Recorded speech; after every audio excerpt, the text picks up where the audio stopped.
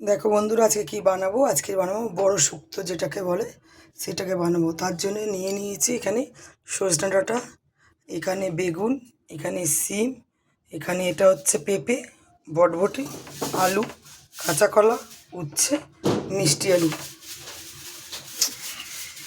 নিয়ে নিয়েছি। এই সব রকম সবজি আমার লাগবে এই বড় শুক্তো করার জন্যে। আর এখানে নিয়ে নিয়েছি দুধ, এখানে নিয়ে নিয়েছি বড়ি, এখানে ঘি, এখানে পোস্ত, এখানে আছে আদা, এখানে আছে পাঁচফোড়ন, তেজপাতা, শুকনো লঙ্কা।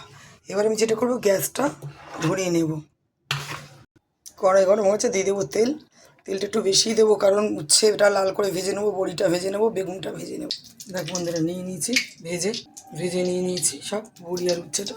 যে কড়াইতে তেল দিয়ে দেবো, আদা, পাঁচফোড়ন আর শুকনো লঙ্কা, মিষ্টি আলু, পেঁপে,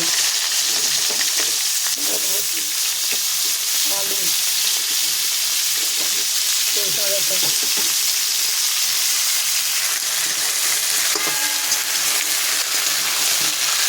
দিয়ে দেবো আদা বাটাটা, একদম অল্প আদা, দিয়ে দেবো পোস্ত। আর পোস্তটা এখানে কোনো সর্ষে চলবে না, শুধু পোস্তই লাগবে।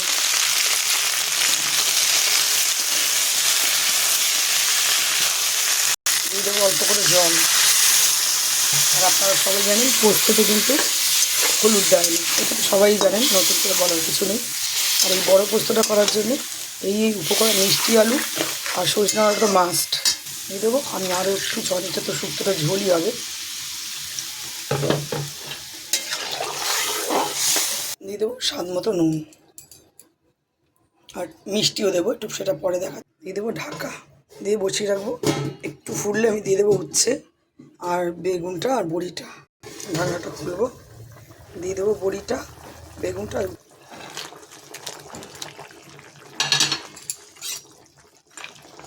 এর নাম বড় শুক্তো। এটা এখন অনেক বাকি আছে, এটা হবে।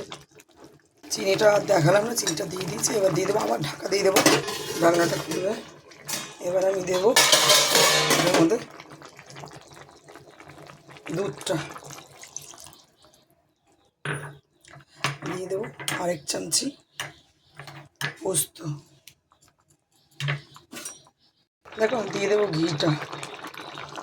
হয়ে গেছে, এবার আমি নামি। দেখো, হয়ে গেছে আমার বড় শুক্তো, এটাকে বলে বড় শুক্তো।